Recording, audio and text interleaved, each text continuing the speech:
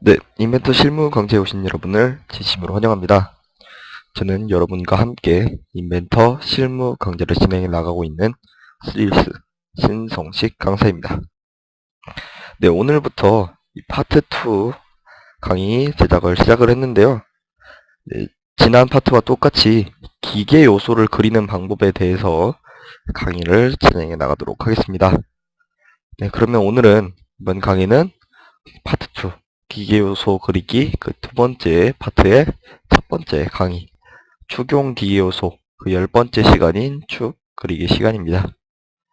그러면 먼저 오늘 강의의 목차부터 보시고 이어서 강의 진행해 나가도록 하겠습니다. 먼저 이번 강의 목차입니다.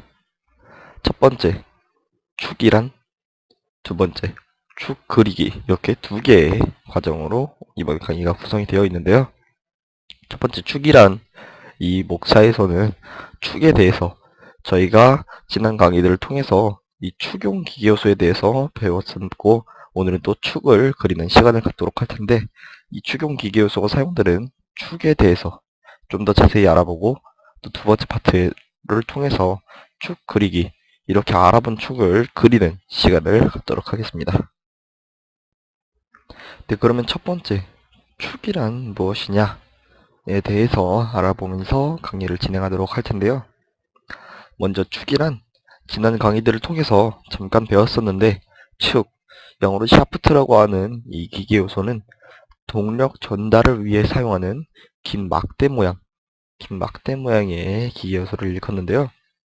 이런 식으로 긴 막대 모양의 기계 요소, 이런 부품에 지금 보시다시피 이렇게 홈 같은 걸 뚫어서 이것은 예전에 보았던 축용 기계 요소 중에 하나인 키를 꽂는 키홈, 이런 홈 같은 걸 뚫은 다음에 거기에 키를 연결하고 그 다음에 동력을 전달할 수 있는 전동용 기계 요소를 이렇게 함께 사용해서 동력을 전달하는데 거기에 중심이 되는 그런 긴 막대 모양의 기계 요소를 축이라고 부르는데요.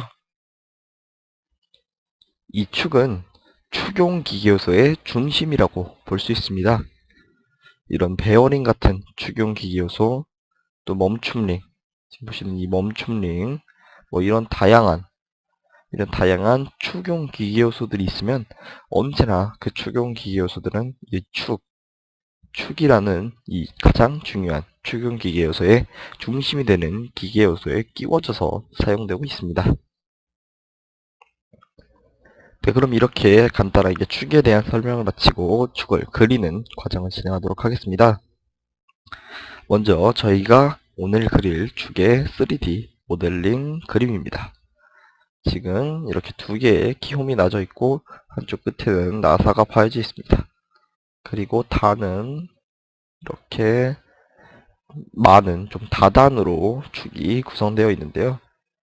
도면을 보시게 되면은 먼저 이 축의 총 길이는 150mm이고 그 다음에 지름이 20mm인 단 하나, 30mm, 50mm, 그 다음 또 30mm인 단 하나, 이렇게 4개의 지름으로 구성이 되어 있습니다. 그럼 키홈은 양쪽 모두 같은 모양의 홈이라는 것을 파악하실 수 있습니다. 네, 그러면 이어서 이 축을 인벤터를 통해서 그리는 작업을 진행하도록 하겠습니다. 네, 먼저 인벤터 화면 실행시키셨으면 새로 만들기 단추를 클릭하시고 standard.ipt로 새로운 파일을 작성해 주시면 되겠습니다.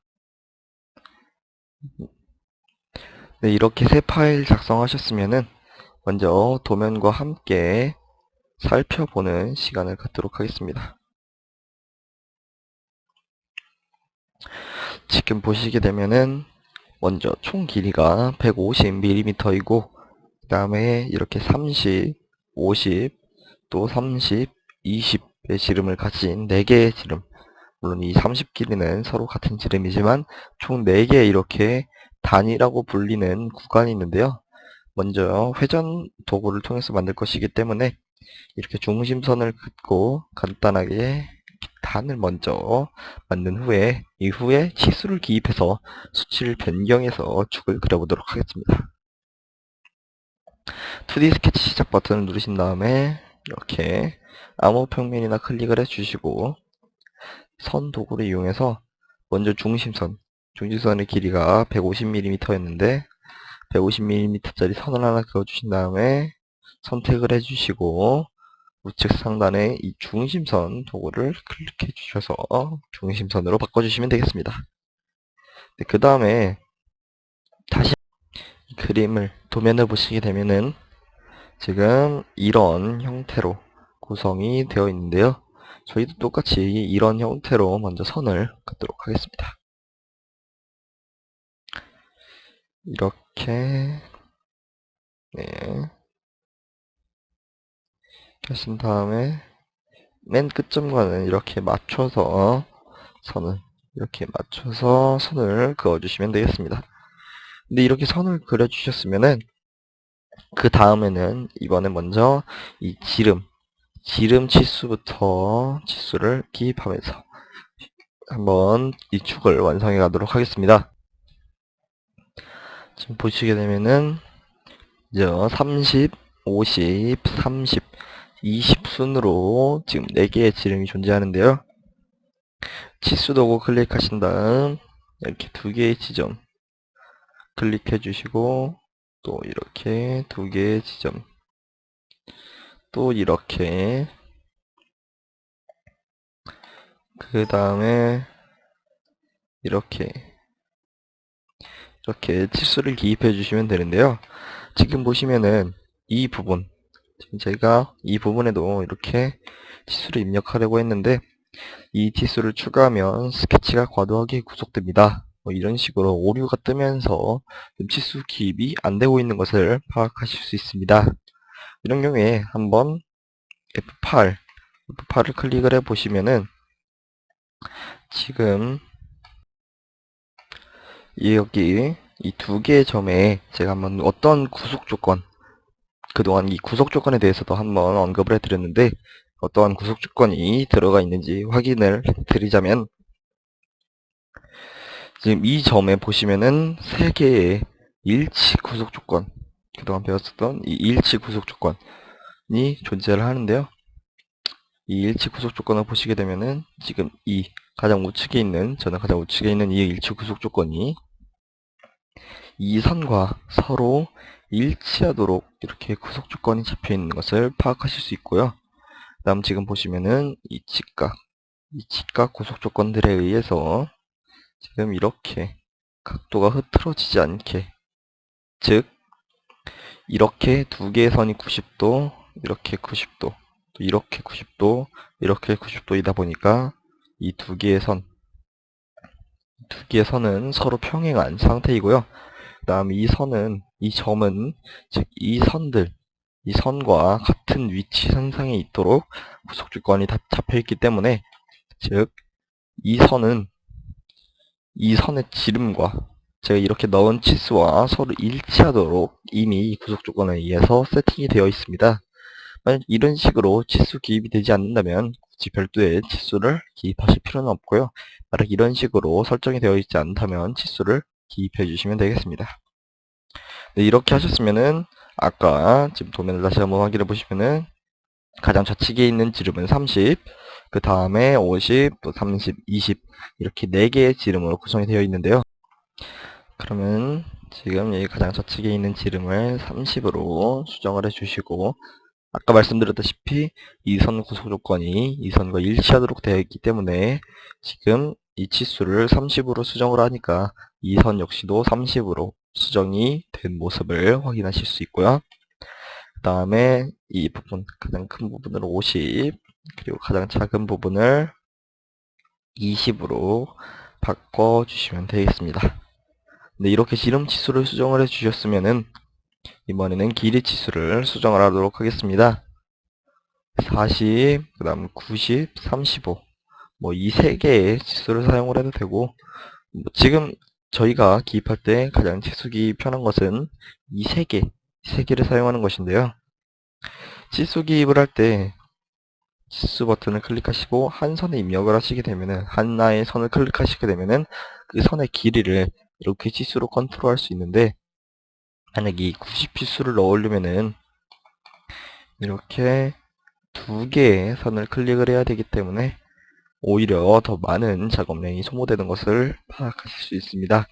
따라서 지금 도면에 하나의 선에만 들어가 있는 이 세 개의 치수를 이용해서 40, 20, 35 이 세 개의 치수를 이용해서 치수를 기입하도록 하겠습니다. 총 길이는 나와 있기 때문에 세 개의 선의 길이만 기입을 하시게 되면은 자동으로 길이가 완성이 되는데요.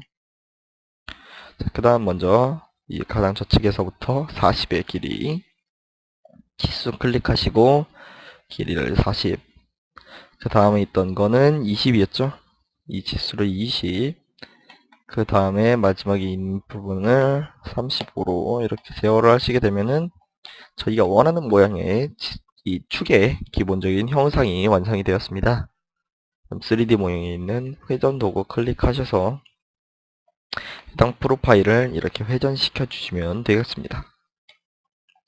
이렇게 회전시켜 주셨으면은 이번에는 저희가 키홈을 파주도록 하겠습니다. 키홈 같은 경우에는 지금 좌측에 있는 키홈은 왼쪽 맨 끝면에서 바로 이 면이죠. 여기서부터 오른쪽으로 6의 치수만큼 떨어져 있고, 그 다음에 이 키홈은 이쪽 면에서부터 11만큼 떨어져 있는 것을 파악하실 수 있는데요. 먼저 이 키홈 같은 경우에는 이 원점 부분에 저희가 기본적으로 형성되어 있는 작업 평면을 확인해 보시면은 이렇게 축의 절반을 가로지르는 평면이 하나 이상 존재하게 됩니다. 네, 이제 이 상태에서 다시 한번 여기 보시면은 중간을 가르는 평면을, 여기 평면에 있는 평면에서 간격 띄우기를 통해서 아까 저희가 그렸었던 이 키홈이 파여지는 이 두 개의 원주 부분의 반지름, 지금 두 개의 원이 지금 지름이 서로 같은 원인데 여기 지름 30의 반지름인 15만큼 위로 간격을 이렇게 띄워 주시면 되겠습니다.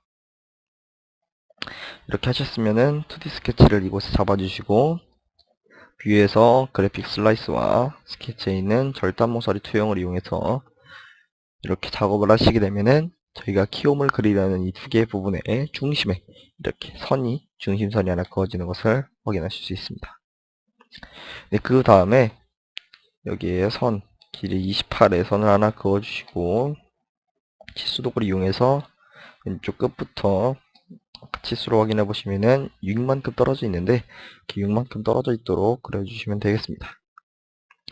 그 다음에 여기에 원을 하나 이렇게 지금 여기 그러니까 임의의 점부터 왼쪽 끝 점까지 닿도록 이렇게 그어주시고 여기에도 똑같이 임의의 점부터 오른쪽 끝까지 닿도록 원을 그려주시면 되겠습니다. 그 다음에 이 옵셋, 흔히 옵셋이라고 부르는 간격 띄우기 도구를 이용해서 중심에 있는 선을 위로 4, 아래로 4만큼, 지금 총 두께가 8이기 때문에 위로 4, 아래로 4만큼 간격을 띄워주시고 그 다음에 구속 조건에 보시면 이 접선이라고 하는 구속 조건이 존재합니다.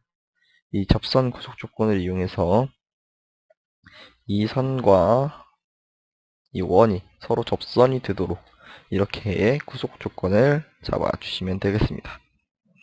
이렇게 구속 조건을 잡아주셨으면은 이번엔 자르기 도구 이용해서 필요 없는 선분을 모두 제거하도록 하고요. 다음 이 부분까지 제거를 하고 이 중심에 있는 부분은 지금 구성선으로 한번 바꿔보도록 하겠습니다. 이 구성선으로 바꾸게 되면은 이 선이 스케치에서는 존재를 하지만 3D 모형 작업을 할 때는 이 선이 전혀 효과가 없게 됩니다. 네, 어쨌든 이렇게 기본적인 키홈의 모양을 완성을 하셨으면은 이 오른쪽에도 키홈이 존재하기 때문에 같은 사이즈의 키홈이 존재하기 때문에 오른쪽에도 이 복사 도구를 이용해서 오른쪽에도 하나 이렇게 임의의 점에 복사를 해주시고 그 다음에 이 모양이 흐트러지지 않도록 전체적인 형상에 이렇게 치수를 기입을 해 주시면 되겠습니다. 이게 지금까지 여러 작업을 하면서 느끼신 점이 있겠지만, 이렇게 치수로 전체적인 형상의 크기를 컨트롤해 주시지 않으면 다른 치수를 수정을 했을 때, 지금 보시면은 이렇게 여기 끝면에서부터 11만큼 거리가 띄워지도록 치수를 수정해야 되는데, 이런 식으로 치수를 수정했을 때 전체적인 형상이 일그러지는 듯한 현상을 보신 적이 있을 것입니다. 그런 현상을 방지하기 위해서 지금 모든 형상들에 이렇게 치수를 기입을 했고요.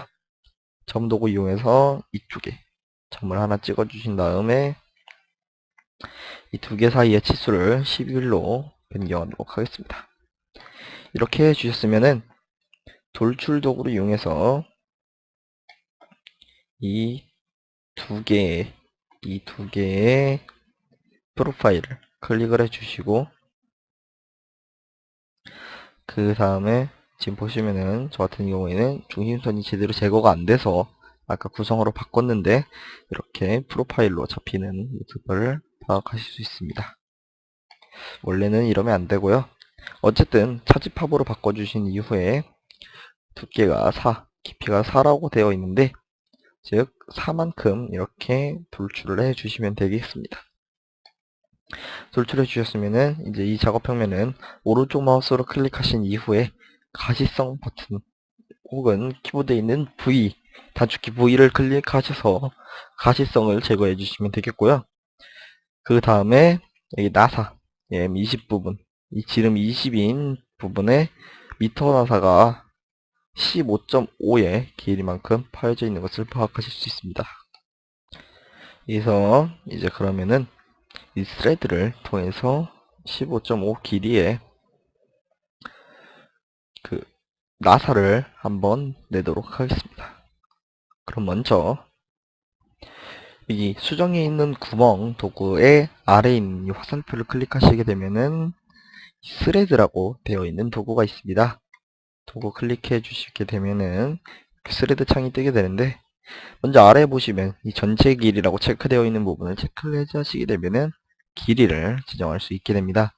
이 길이 부분에 15.5를 기입을 해주시고, 다시 빨간색 화살표를 클릭하셔서 해당 스레드를 삽입할 면을 이렇게 지정을 해주시면 되겠습니다. 지정을 해주셨으면은 사양에서 예전에 배웠듯이 ISO 메탈릭 프로파일로 이렇게 스레드 유형을 바꿔주시고 확인 버튼 눌러주시면 되겠습니다. 네, 이제 끝난 것 같은데 자세히 확인해 보시면은 이쪽, 그리고 이쪽과 이쪽, 이렇게 세 개의 부분에 못따기가 되어 있는 것을 파악하실 수 있습니다. 못깎기 부분에 있는 이 못따기를 클릭하신 다음에 방금 보셨던 세 개의 모서리를 클릭해 주시고, 모서리의 못따기 값은 대충 1 정도로 지정을 하도록 하겠습니다. 그 상태에서 체크 버튼 클릭을 하시게 되면은 이렇게 저희가 오늘 그리려고 했던 축 형상이 완성된 것을 파악하실 수 있습니다. 네, 이어서 오늘의 강의, 이 축 그리는 과정은 여기서 모두 마쳤고요. 이어서 다음 강의에 대한 소개를 간단히 해드리고 강의를 마치도록 하겠습니다.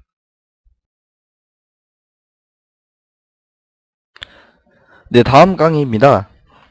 다음 강의도 역시 축용기계 요소에 대한 강의를 진행하도록 할 텐데요. 다음 강의는 스플라인이라고 하는 축용기계 요소에 대해서 배워보는 스플라인 파악하기 시간입니다. 다음 강의에서는 스플라인이란, 또 다양한 스플라인에 대해서 이 두 가지 과정을 통해서 스플라인에 대해서 알아보고, 스플라인이 어떤 건지 알아보고, 그 다음 그 스플라인엔 어떤 것이 있는지 알아보는 시간을 갖도록 하겠습니다. 네, 이번 강의는 여기까지고요. 그럼 다음 강의에서 또 더 좋은 강의로 찾아뵙도록 하겠습니다. 감사합니다.